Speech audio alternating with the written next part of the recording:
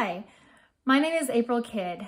I've been teaching Intro to the Teaching Profession for Cleveland State Community College for a couple of years now, and I was asked to be on this course redesign team.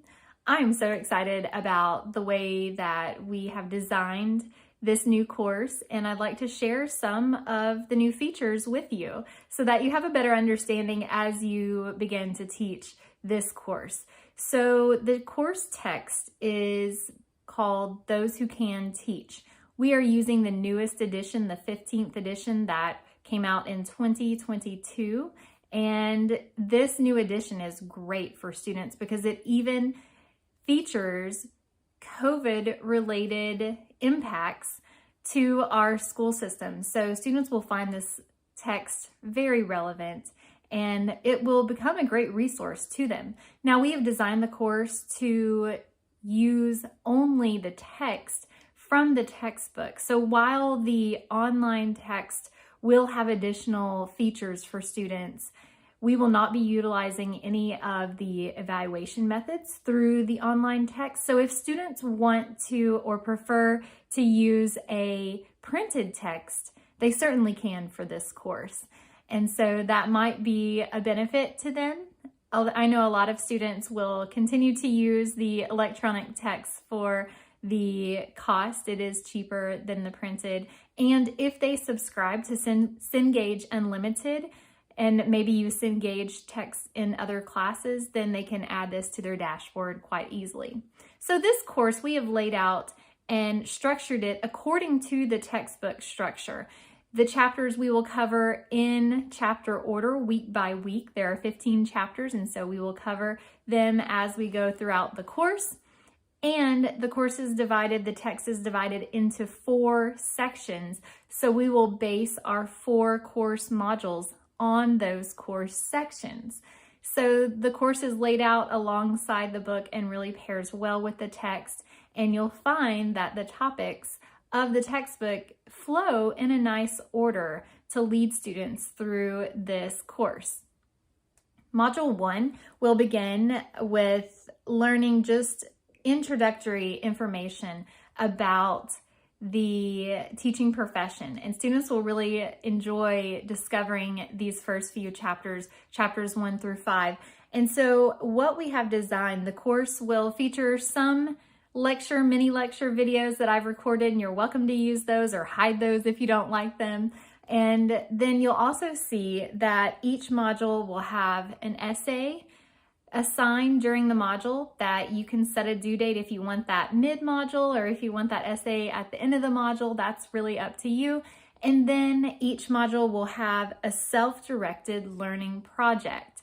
So instead of having the students complete a quiz for each module, a module quiz, we decided we wanted to give students the opportunity to really explore their own self-interest within that module and create a product that they could carry with them after the class is over. So instead of just completing a quiz, and I know there are concerns right now with AI and students having more access to information. So this is really a great way not only to leave that worry behind, but also to allow students to just be creative and really just embrace course content and showcase how they can synthesize what we're studying not only in the text, but also discussing in class, how we're weaving in-task standards.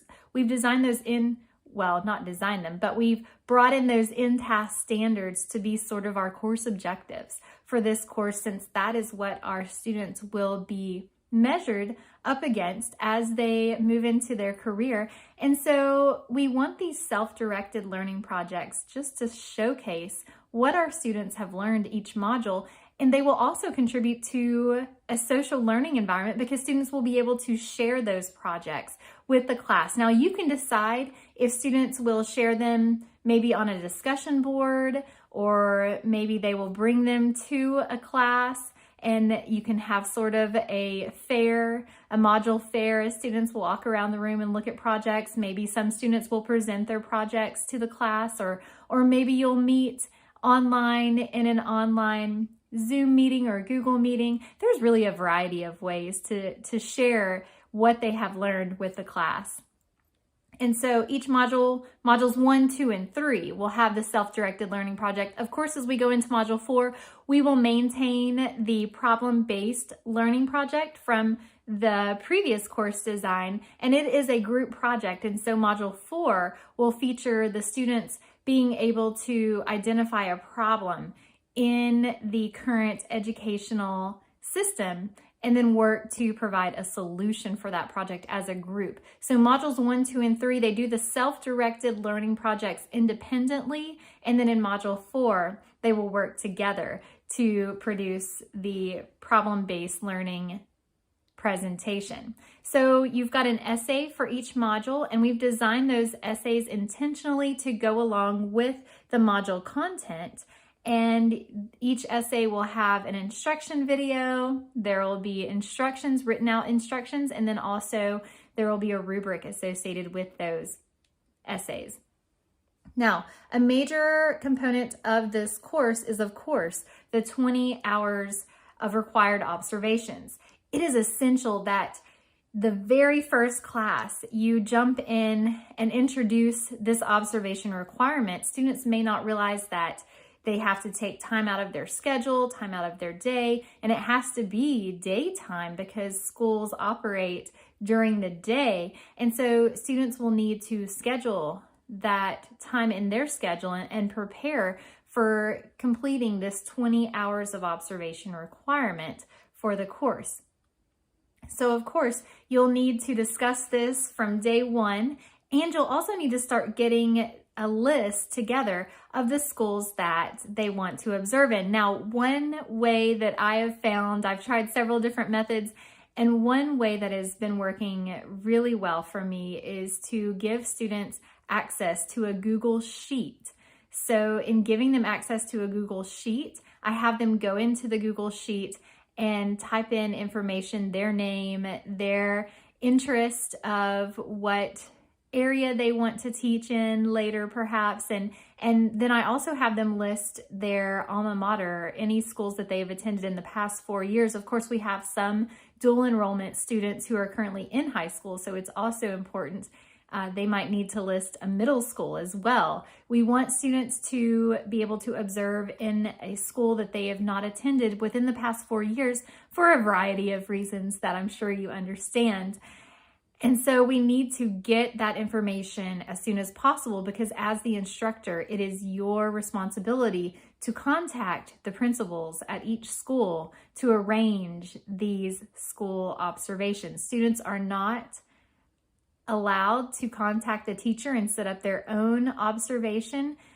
They will only contact the teacher after you have secured a placement with the principal. The principal will decide what teachers are available to serve as mentor teachers for our students. And so after that initial contact is made, then you can direct the students, and there are plenty of instructions on the course under the observation content tab, so that students know what to do next, what steps to take. But basically, what they will need to do is they will need to contact the teacher through email, and there's a sample email for them to use, and set up the time for them to observe, and then they'll take with them the observation report instruments so that they know what they are looking for when they observe. It's also important to have a great conversation about professional dress and professional attitude and behavior while they're in the school system, since they are establishing their reputation as a future educator. And then of course they'll complete their observations.